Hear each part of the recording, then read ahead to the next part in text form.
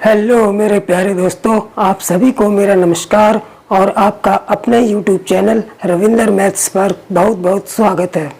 प्यारे दोस्तों, आज मैं आपको यह बताने आया हूँ कि आरआरसी ग्रुप डी यानी कि रेलवे ग्रुप डी की एग्ज़ाम डेट जो है वो आ गई है।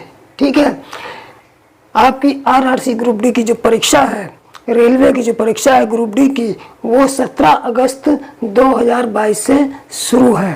ठीक है, तो अब अगर आज से दिन की काउंटिंग शुरू की जाए तो आपकी परीक्षा में केवल जो है 45 दिन, केवल 45 दिन ही शेष है। ठीक है, तो मैंने ये कोशिश की है कि मैं आप लोगों को जो है मैथ का एक प्रैक्टिस सेट जो डेली प्रोवाइड करूं इस ग्रुप डी की परीक्षा को मैथ में सफल बनाने के लिए।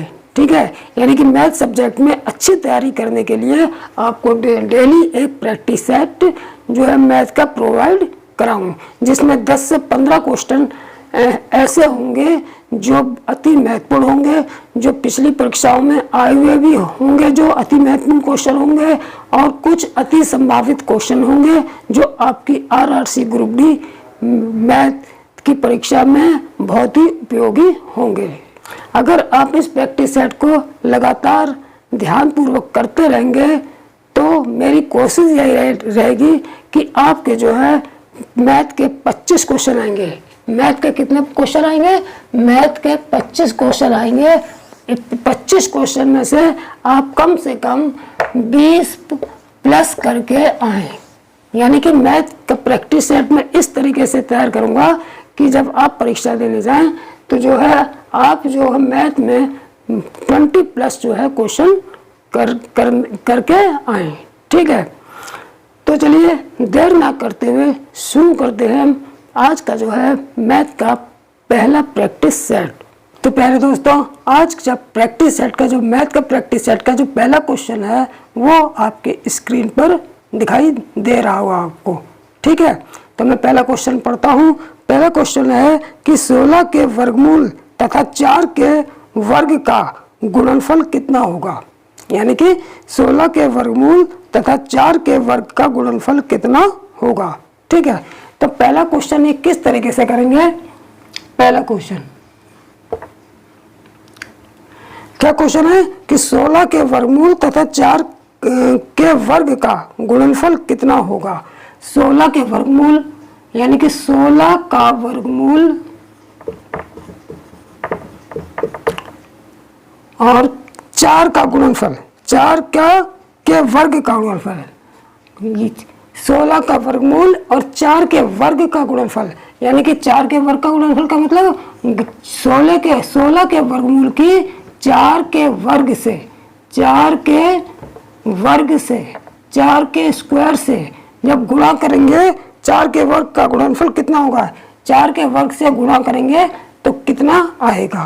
ठीक, तो 16 का वर्गमूल कितना हो जाएगा। 16 का वर्गमूल, ये 16 का वर्गमूल का चिन्ह हो गया और ये 4 का स्क्वायर हो गया। 16 का वर्गमूल 4 हो गया और 4 का स्क्वायर 16 हो गया। दोनों की गुणा कितनी आ गई, 64 आंसर हमारा आ गया।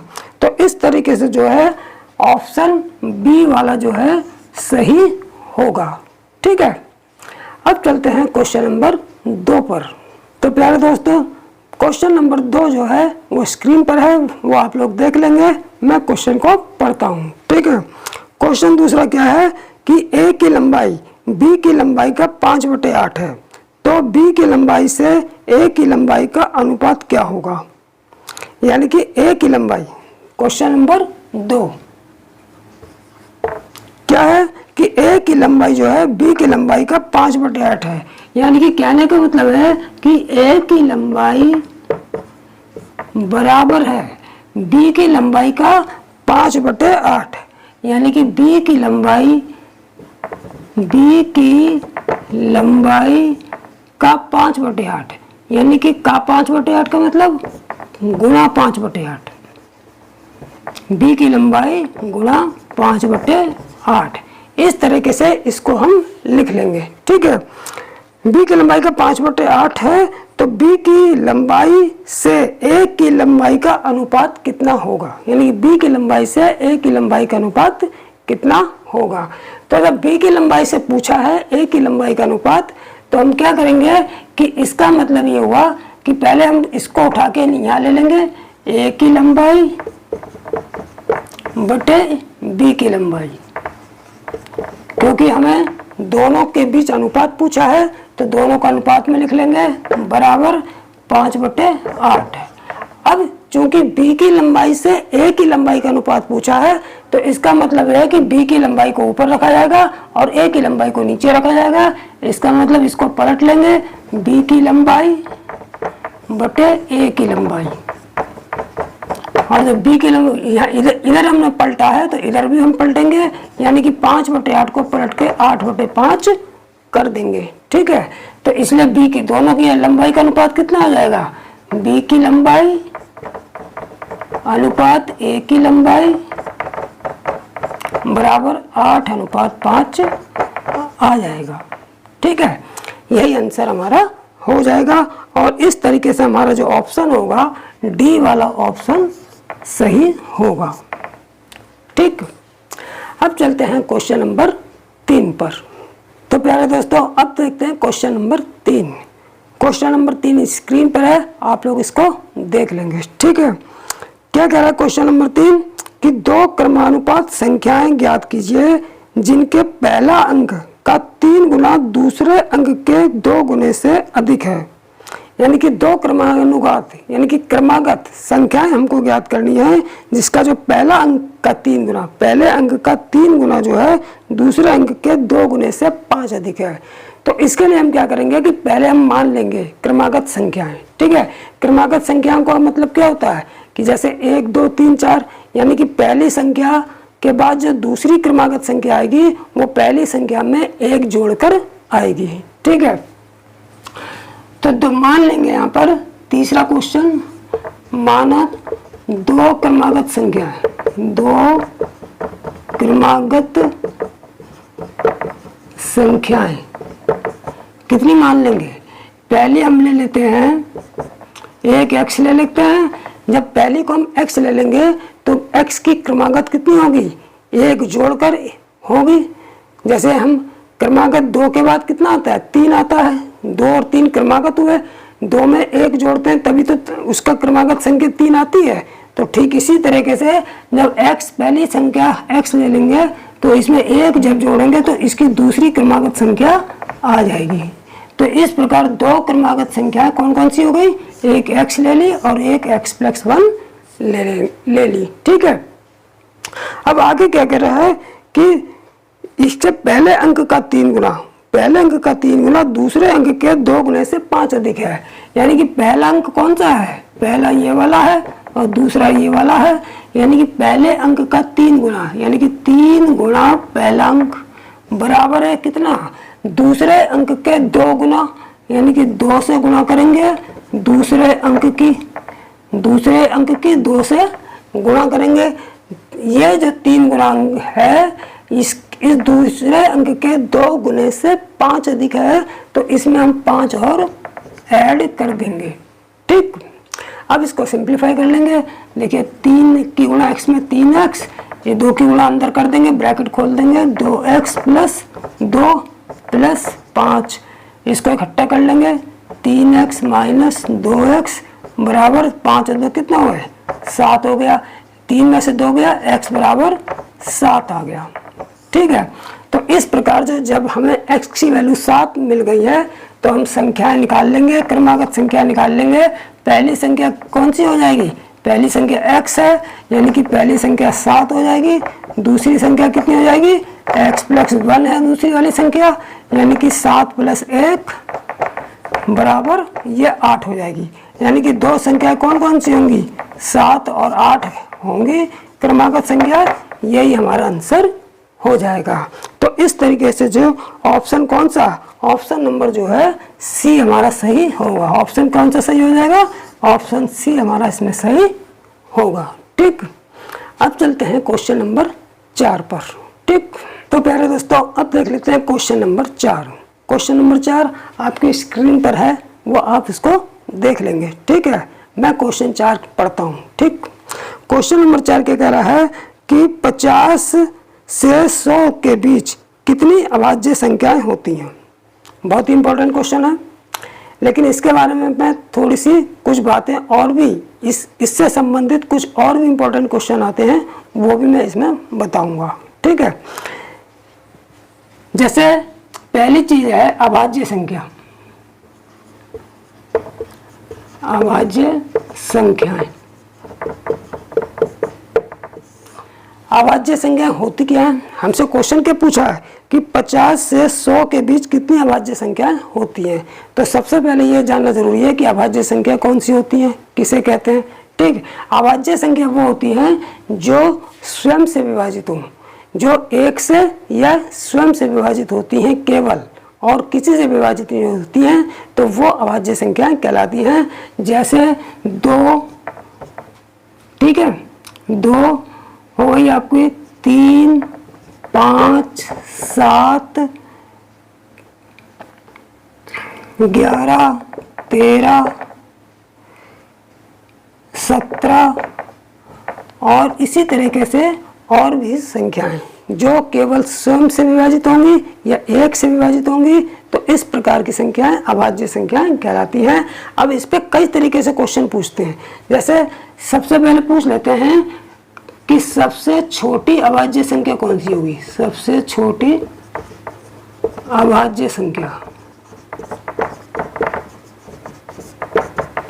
कई बार क्वेश्चन पूछा गया है ये। सबसे छोटी अभाज्य संख्या कौन सी होगी? अभाज्य संख्या की शुरुआत कहाँ से होती है? 2 से, 1 से नहीं होती है, क्योंकि 1 ना तो भाज्य है और ना अभाज्य है। ठीक है, 1 ना भाज्य है और ना अभाज्य है, इसलिए सबसे छोटी अभाज्य संख्या होगी वो 2 होगी। तो जब भी क्वेश्चन में पूछा जाएगा कि सबसे छोटी अभाज्य संख्या कौन सी होती है, तो सबसे छोटी अभाज्य संख्या 2 होगी। ठीक है, उसके बाद कभी कभी पूछ लेंगे कि सम अभाज्य संख्या कौन सी होगी। देखिए, अभाज्य संख्याओं में केवल 2 ही एक ऐसी अभाज्य संख्या है जो सम होती है। तो केवल 2 ही ऐसी अभाज्य संख्या है जो सम होती है। तो अगर कभी क्वेश्चन में पूछा जाएगा कि सम अभाज्य संख्या बताइए, तो हमारी सम अभाज्य संख्या केवल 2 होगी। सम अभाज्य संख्या केवल क्या होगी? 2 होगी। ठीक है, अब क्वेश्चन में हमसे पूछा है कि 50 से 100 तक कितनी अभाज्य संख्या होती है। तो 50 से 100 तक भी पूछ सकते हैं, 1 से 100 तक भी पूछ सकते हैं, 1 से 50 तक भी पूछ सकते हैं। ठीक है, तो मैं तीनों ही लिखा दूंगा, जैसा भी क्वेश्चन कभी आ जाएगा वैसा आंसर दे देंगे। देखिए, 1 से 50 तक, 1 से 50 तक अभाज्य संख्याएं, अभाज्य संख्याएं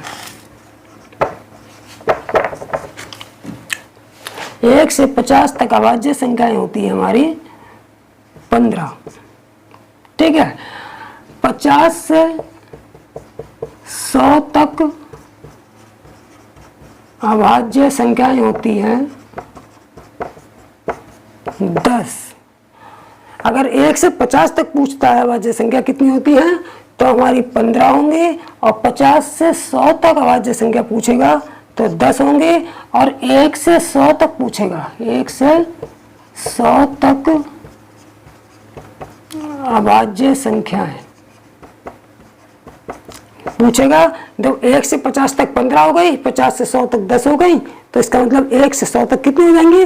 15 और 10 25, यानी कि 25 होंगी, 25 होंगी। ठीक, तो क्वेश्चन किसी भी तरीके से पूछ सकता है। यहाँ पर इस पेपर में जो यहाँ पर क्वेश्चन पूछा गया है वो 50 से 100 तक पूछा गया है, तो 50 से 100 तक जो अभाज्य संख्या कितनी होगी? 10 होगी। यही हमारा आंसर होगा। ठीक, अब चलते हैं क्वेश्चन नंबर 5 पर। ठीक, तो प्यारे दोस्तों अब देख लेते हैं 5वां क्वेश्चन। ठीक, 5वां क्वेश्चन स्क्रीन पे देख लेंगे। ठीक, मैं क्वेश्चन 5वां पढ़ता हूँ। ठीक, यदि a² - b² divide a + b बराबर 25, तो a माइनस बी की वैल्यू पूछी हमसे। ठीक है, तो यानी कि क्वेश्चन हमारा ये है कि ए स्क्वायर, पांचवा question, A square minus B square divide A plus B बराबर 25। तो a माइनस बी पूछा है, तो a माइनस बी की वैल्यू हमसे पूछी है। ठीक है, तो इसको कैसे हल करेंगे? इसके बिल्कुल सिंपल तरीका है, एक ही लाइन में आंसर आ जाएगा। कैसे?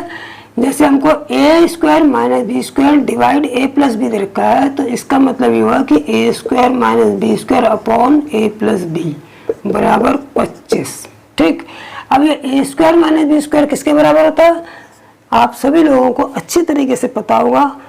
हम लोग जो है 6, 7, 8 की छोटी क्लासों में भी ये पढ़ते आए हैं कि A square minus B square जो होता है वो ए प्लस बी और ए माइनस बी के बराबर होता है। ठीक, तो इसकी जगह जो है हम क्या रख लेंगे? ए प्लस बी इंटू ए माइनस बी रख लेंगे। ए प्लस बी इंटू ए माइनस बी बटे ए प्लस बी बराबर 25। ठीक, अब a प्लस बी से a प्लस बी कट जाएगा, क्या बचा? a माइनस बी बराबर 25, यानी कि a माइनस बी की जो वैल्यू आएगी वो कितनी आएगी? 25 आएगी। यही हमारा आंसर हो जाएगा। ठीक, अब चलते हैं सवाल नंबर 6 पर। तो प्यारे दोस्तों, अब देख लेते हैं क्वेश्चन नंबर 6। क्वेश्चन नंबर 6 आप लोग स्क्रीन पर देख लेंगे। ठीक है, और मैं क्वेश्चन नंबर 6 पढ़ता हूँ। ठीक, क्या क्वेश्चन है कि पी क्यू आर, देखिए पी क्यू आर जो है समकोण त्रिभुज आप लोगों को दिखाई दे रहा होगा बना हुआ। पी क्यू आर समकोण त्रिभुज जिसमें हमको दे रखा है पी क्यू बराबर 6। देखिए ये हमको समकोण त्रिभुज दे रखा है। समकोण त्रिभुज किसे कहते हैं? जिसका एक कोण 90 डिग्री का, ऐसा त्रिभुज जिसका एक कोण 90 डिग्री का होता है तो उसे हम समकोण त्रिभुज कहते हैं। ठीक है, तो इसमें जो दे रखा है पी क्यू आर, ये पी क्यू आर जो है समकोण त्रिभुज है, और हमको ये दे रखा है पी क्यू 6, पी क्यू 6 दे दिया है हमको, और क्यू आर 8 सेंटीमीटर और पी क्यू 6 सेंटीमीटर दे रखा है, और हमसे पी आर पूछ लिया है। क्या पूछा है? पी आर की वैल्यू पूछी है, जबकि पी क्यू आर कोण 90 डिग्री दे रखा है, और ये 90 डिग्री हमको दे रखा है। जब 90 डिग्री दे रखा है तो इसका मतलब ये हो गया कि पी क्यू आर जो है समकोण त्रिभुज है। जब समकोण त्रिभुज है तो किसी भी समकोण त्रिभुज में जो होता कण जो होता है, कण का वर्ग, कण का जो स्क्वायर होता है, वर्ग होता है, वो लंब का स्क्वायर प्लस आधार के स्क्वायर के बराबर होता है। ठीक है, किसी भी समकोण त्रिभुज में जो कण होता है, कण उस त्रिभुज की सबसे बड़ी भुजा होती है। जो सबसे बड़ी भुजा यानी कि कण का जो वर्ग होता है वो लंब के स्क्वायर के और उस त्रिभुज के आधार के वर्ग के योग के बराबर होता है। ठीक है, तो यहाँ पर कण क्या हो गया? हमारा कण यहाँ पर पी आर है। पी आर जो है ये कण हो गया, ये लंब है जो 90 डिग्री का कोण बनाती हुई रेखा जा रही है पी क्यू, ये हमारा लंब हो गया, और आधार क्यू आर हो गया। ये क्या हो गया? आधार। ठीक, तो हमसे पी आर पूछा है तो कण पूछा है, इसका मतलब कण की जगह हम क्या ले लेंगे? पी आर, यानी कि पी आर स्क्वायर बराबर लंब पी क्यू स्क्वायर और आधार क्यू आर, यानी कि क्यू आर स्क्वायर। ठीक, अब पी आर की वैल्यू कितनी दे रखी है? पी आर तुमसे पूछा ही है, पी क्यू की वैल्यू 6, यानी कि हमको 6 का स्क्वायर प्लस 8 का स्क्वायर, तो 6 × 36, पी आर स्क्वायर बराबर 36 प्लस 8 × 64, तो पी आर स्क्वायर बराबर 100 हो गया दोनों को जोड़ के। तो यानी कि पी आर, जब स्क्वायर यहाँ से हटाएंगे तो इधर अंडर रूट लग जाएगा, यानी कि पी आर की वैल्यू हमारी 100 का वर्गमूल निकालेंगे तो 10 सेंटीमीटर आंसर आ जाएगा। यही हमारा आंसर होगा। ठीक, तो इस तरीके से आप लोगों ने समकोण त्रिभुज के बारे में अच्छी तरह से पढ़ रखा होगा, लेकिन मैंने यहाँ पर भी थोड़ा सा समझा दिया है। ठीक, तो ये बहुत ही अति महत्वपूर्ण सवाल है। इस तरीके के सवाल बहुत ज़्यादा आ जाते हैं कभी कभी पेपरों में। ठीक, अब चलते हैं नेक्स्ट सवाल पर। ठीक, तो प्यारे दोस्तों अब देखते हैं क्वेश्चन नंबर 8। ठीक, आप लोग जो है स्क्रीन पर देख लेंगे, क्वेश्चन नंबर 8 को अच्छी तरीके से देख लेंगे। मैं पढ़ के सुना भी देता हूँ और फिर पढ़ के मैं करता भी हूँ। ठीक, क्वेश्चन नंबर 8 क्या कह रहा है कि 50 व्यक्तियों के एक कार्यालय में 18 लोग अपने दाएं हाथ से लिखते हैं और 26 लोग अपने बाएं हाथ से लिखते हैं और 2 लोग अपने दोनों हाथों से लिखते हैं। तो कितने ऐसे लोग हैं जो लिख नहीं सकते, यानी कितने लोग ऐसे हैं जो लिख नहीं सकते। ठीक है, तो देखिए कुल लोग कितने हैं कार्यालय में, कुल व्यक्ति कितने हैं। देखिए कार्यालय में कुल व्यक्ति कितने हैं, कार्यालय में कुल व्यक्ति कितने हैं, 50। ठीक है, जब कार्यालय में कुल व्यक्ति दे दिए हैं तो 18 लोग अपने दाएं हाथ से लिखते हैं। तो इस सवाल को हम वेन आरेख द्वारा करेंगे और वेन आरेख से बहुत अच्छी तरह से समझ में भी आ जाएगा। ठीक, हम क्या करेंगे कि 2 वेन आरेख के माध्यम से करेंगे। ये हमारा जो आरेख है, एक ये वाला आरेख है, ये हमारा बाएं हाथ से लिखने वाले व्यक्तियों का है, ये हमारा दाएं हाथ से लिखने वाले व्यक्तियों का है और ये जो बीच में जो जगह है ये हमारा जो है दोनों हाथ से लिखने वाले का है, दोनों हाथ से लिखने वालों का है।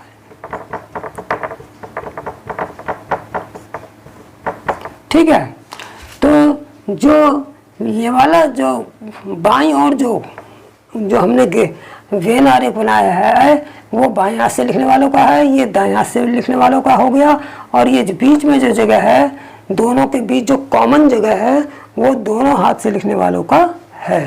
ठीक है, तो बाएं हाथ से लिखने वालों की संख्या कितनी है, 18 लोग जो है दाएं हाथ से लिखते हैं और 26 लोग बाएं हाथ से लिखते हैं। तो 18 लोग यहाँ पर 18 लिख देंगे, 18 लोग दाएं हाथ से और 26 लोग बाएं हाथ से लिखते हैं। ठीक है, तो और दोनों हाथों से 2 लोग अपने दोनों हाथों से लिखते हैं। तो दोनों हाथों से लिखने वाले लोग यहाँ कहाँ पर रखेंगे, यहाँ पे लिख लेंगे, क्योंकि बीच में जो कॉमन जगह है वो दोनों हाथों से लिखने वालों की है, यानी कि 2 लोग जो है दोनों हाथों से लिखते हैं। अब हमसे ये पूछा है कि कितने ऐसे लोग हैं जो लिख नहीं सकते। तो उसके लिए हम क्या करेंगे, बिल्कुल सिंपल है। सबसे पहले हम ये देखेंगे कि बाएं हाथ से लिखने वाले कितने हैं। देखिए यहाँ पर जो ग्राफ है वो इतना ग्राफ जो है, इतना, केवल इतना और इतना, यानी कि ये वाला, ये केवल बाएं हाथ से लिखने वालों का है। जो इसके बाद जो जगह है ये तो दोनों हाथ से लिखने वालों की है। ठीक है, तो हम केवल बाएं हाथ से लिखने वाले के लोग निकाल लेंगे, केवल बाएं हाथ से लिखने वाले लोग, केवल बाएं हाथ से लिखने वाले व्यक्ति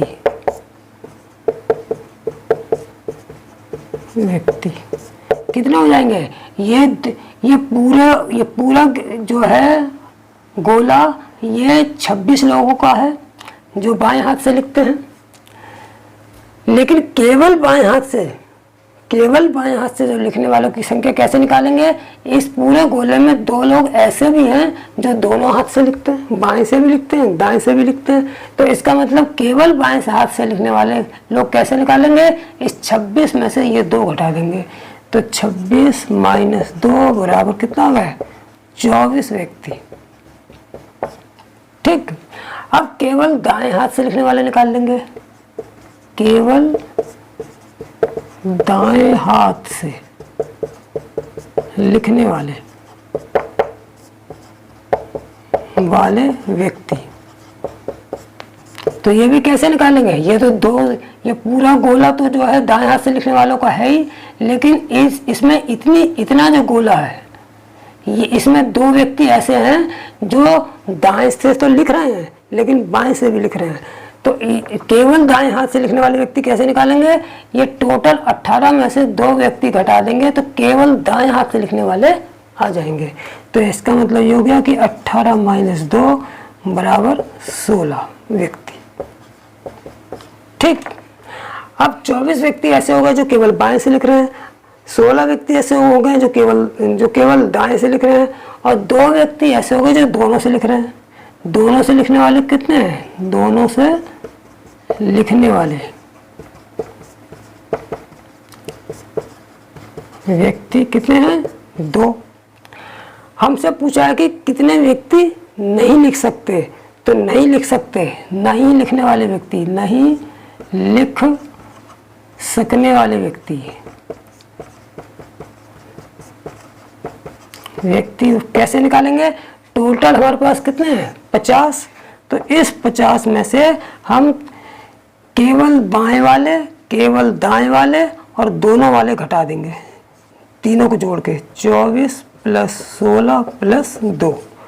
तो टोटल हमारे पास 50 थे, 24 और 16, 24 × 36 = 40, 2 42, और 50 में से 42 गए, 8 व्यक्ति। यही आंसर हो जाएगा, यानी कि 8 व्यक्ति ऐसे हैं जो लिख नहीं सकते। ठीक, तो यही आंसर हो जाएगा। इतना बड़ा जो सवाल है वो मैंने समझाने के लिए कराया था। जब आप लोग इसको अच्छी तरीके से समझ लेंगे तो डायरेक्ट इसे लिखने की ज़रूरत नहीं है, डायरेक्ट अपने आप ही समझ जाएंगे कि 26 में से 2 गया, 24 बाएं से लिखने वाले, 24 बाएं से लिखने वाले, 18 में से 2 गया 16 दाएं से लिखने वाले, और ये 2 जो हैं दोनों हाथों से लिखने वाले, तीनों को जोड़ देंगे, 16 24 16 24 36 40 और 2 42 बराबर 42 व्यक्ति टोटल हैं लिखने वाले। और नहीं लिखने वाले कैसे निकालेंगे, टोटल 50 में से इस 42 को घटा देंगे, बराबर 8 आंसर आ जाएगा। ठीक है, तो इतना बड़ा तो मैंने केवल समझाने के लिए किया है। जब आप लोगों को कंटेस्ट हो जाएगा तो आप डायरेक्ट यहीं पे सीधे यहीं पे निकाल देंगे, बाकी सारा मेथड जो है दिमाग में रखकर सीधे यहीं पे निकाल देंगे और मुश्किल से 2 सेकंड भी नहीं लगेंगे, आंसर आ जाएगा। ठीक, तो अब चलते हैं नेक्स्ट सवाल पर। ठीक, तो प्यारे दोस्तों अब देखते हैं सवाल नंबर 8। ठीक है, सवाल नंबर 8 क्या कह रहा है कि 54 छात्रों की एक कक्षा में 24 छात्र दूध पीते हैं, 28 छात्र चाय पीते हैं और 8 छात्र कुछ नहीं पीते हैं। तो कितने छात्र ऐसे हैं जो दूध और चाय दोनों पीते हैं। ठीक है, तो देखिए ये क्वेश्चन बिल्कुल इससे ठीक पहले वाले क्वेश्चन यानी कि 7वें सवाल की तरह है। तो इसको बिल्कुल शॉर्ट में करेंगे क्योंकि बिल्कुल इसी जैसा क्वेश्चन अभी हम इससे पहले समझाया था। तो अब इसको हम डायरेक्ट करेंगे, वेन आरेख बनाएंगे और एकदम शॉर्ट में करेंगे। ठीक है, देखिए क्या दे रखा है कि कुल छात्र हमारे पास कितने हैं, 54। कुल छात्र बराबर 54। ये सवाल जो है आप स्क्रीन पे देख लेंगे लिखा हुआ। ठीक है, बाकी मैंने पढ़ भी दिया है, अब मैं इसको कराता हूँ। ठीक, तो कि कुल छात्र कितने हुए हमारे पास, 54, और इसमें दूध पीने वाले छात्र हम वेन आरेख बना लेंगे। ये दूध पीने वाले हो गए, ये वाला दूध, ये दूध पीने वाले छात्र हैं, ये चाय पीने वाले छात्र हैं, और ये जो बीच में हैं ये दूध और चाय दोनों पीने वाले छात्र हैं। दूध प्लस चाय, यानी बीच वाले में जो रखे जाएंगे छात्र वो दूध और चाय दोनों पीने वाले रखे जाएंगे। तो दूध पीने वाले कितने हैं, 24 छात्र, दूध पीने वाले 24 हो गए, और चाय पीने वाले 28 छात्र हो गए, और 8 छात्र कुछ नहीं लेते हैं। देखिए 8 छात्र कुछ नहीं लेते हैं, हमें कुछ नहीं लेने वाले 8 दे रखे हैं, लेकिन दूध और चाय दोनों पीने वाले हमसे पूछे हैं। तो हम ये मान लेंगे कि दोनों पीने वाले x हैं। दोनों पीने वाले कितने हैं, x हैं।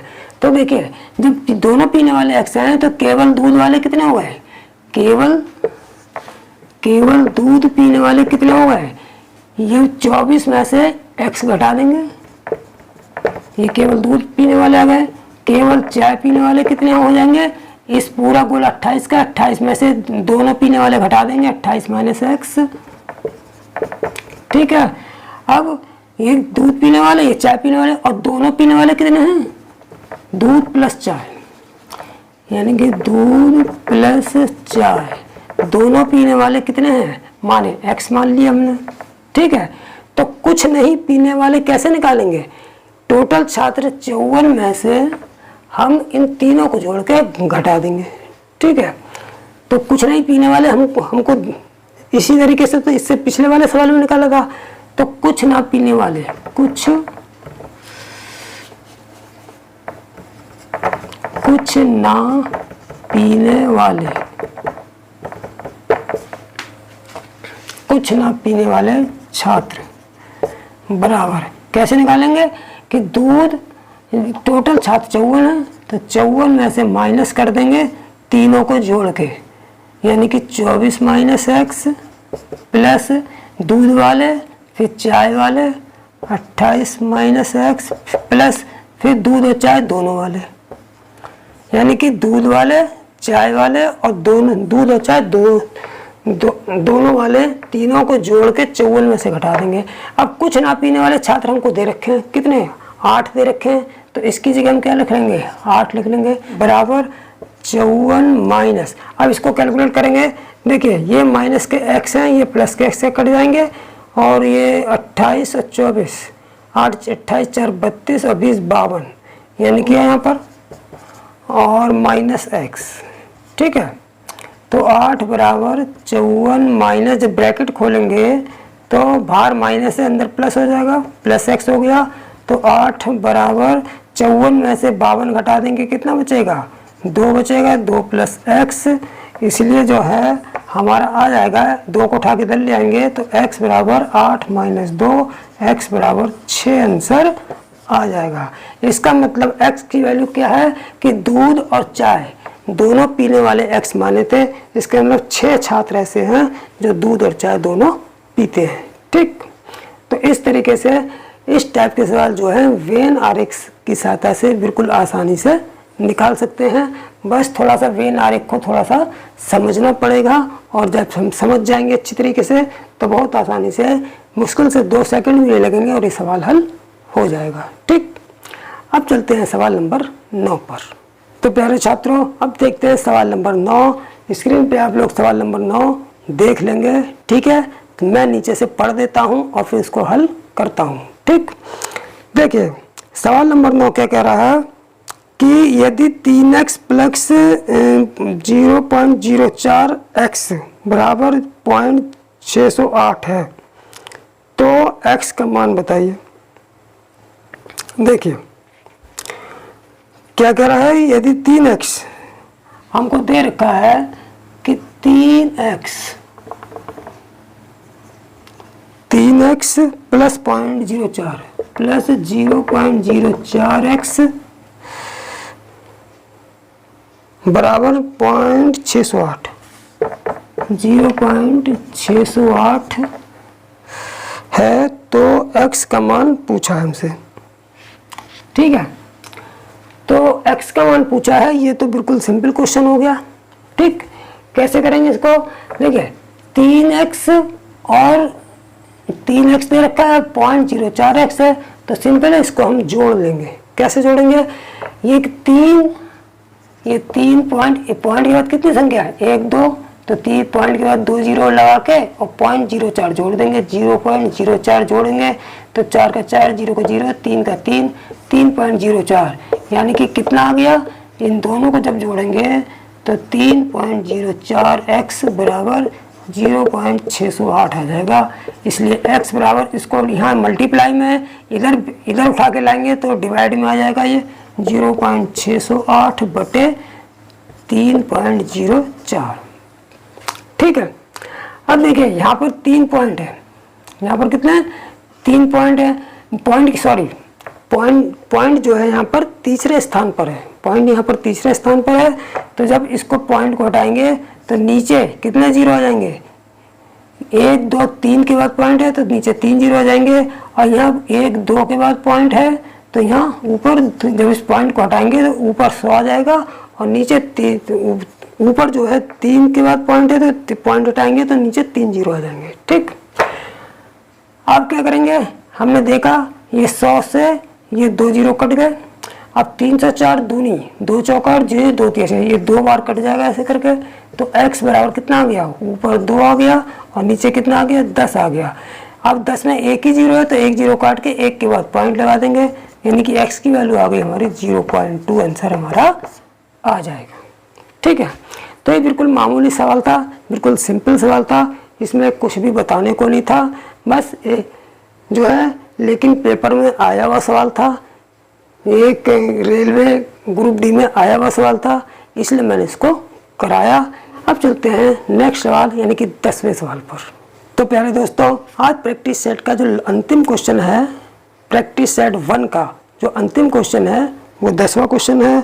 और 10वां क्वेश्चन क्या कह रहा है कि यदि एक आयत, इस आप लोग 10वें क्वेश्चन को स्क्रीन पर पढ़ लेंगे। ठीक है, यदि एक आयत की परिमाप 24 सेंटीमीटर है तथा लंबाई चौड़ाई की दुगनी है तो उसका क्षेत्रफल बताइए। बिल्कुल सिंपल क्वेश्चन है, बहुत ही इजी क्वेश्चन है। ठीक है, क्या कह रहा है कि एक आयत, तो सबसे पहले यह समझना जरूरी है कि आयत क्या होता है। देखिए, आयत किसको कहते हैं, आयत उसको कहते हैं जिसकी आमने सामने की भुजाएं बराबर हों,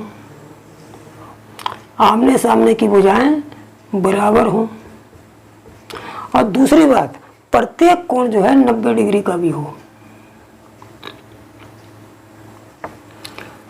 प्रत्येक कोण, आयत की 4 भुजाएं होती हैं जिसमें आमने सामने की भुजाएं बराबर होती हैं और आयत का प्रत्येक कोण जो है 90 डिग्री का होता है, तब उसको हम आयत कहते हैं। ठीक है, अब इसमें क्या दे रखा है कि हमको दे रखा है कि परिमाप 24 सेंटीमीटर। तो देखिए, ये तो होती है हमारी लंबाई आयत की और ये हो गई हमारी चौड़ाई।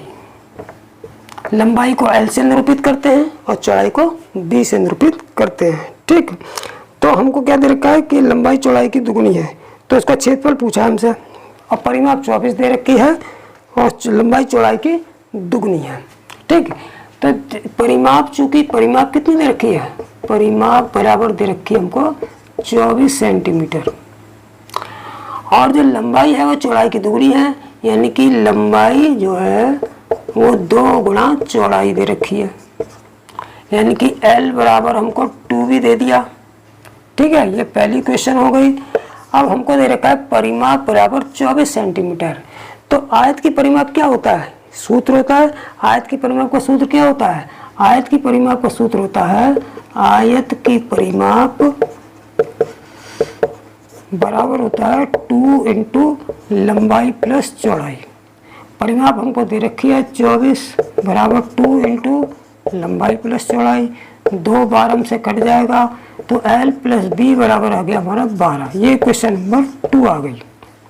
ठीक है, अब हमने देखा है यहाँ पर लंबाई, पहली समीकरण में लंबाई जो है चौड़ाई की दुगनी है, यानी कि L बराबर हमको 2 भी दे रखा है, तो L की वैल्यू हम इसमें रख देंगे। यहाँ L की जगह क्या रखेंगे, इस L की जगह हम 2 भी रख देंगे प्लस ये वाला B बराबर 12, 2B और 1B कितने हो गए, 3B बराबर 12, 3 चौक 12, यानी कि B बराबर 4 आ गया।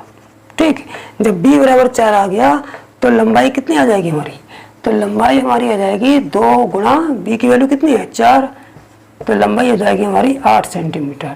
अब लंबाई 8 सेंटीमीटर हो गई, चौड़ाई 4 सेंटीमीटर हो गई, तो क्षेत्रफल कितना हो जाएगा, क्षेत्रफल होता है आयत का लंबाई गुणा चौड़ाई। क्षेत्रफल क्या होता है, लंबाई गुणा चौड़ाई। तो लंबाई जब चौड़ाई होता है तो लंबाई हमारी 8 हो गई, चौड़ाई 4 हो गई, तो 8 गुणे 4 यानी कि 32 वर्ग सेंटीमीटर आंसर आ जाएगा। ठीक है, तो इस तरीके से जो है आयत का, अगर हमको परिमाप दिया है और लंबाई चौड़ाई की दुगनी दी है, तो इस तरीके से आयत की परिमाप वाला जो है फार्मूला लगा के इसको हल कर लेंगे। ठीक, तो प्यारे दोस्तों, आज का ये वीडियो मैं यहीं समाप्त कर रहा हूँ। ठीक है, तो ये 45 दिन बहुत कीमती हैं, आप लोग मेहनत करते रहिए और प्रैक्टिस सेट का पूरा लाभ उठाते रहिए। ठीक है, इसी के साथ मैं विदा लेता हूँ। जय हिंद, जय भारत।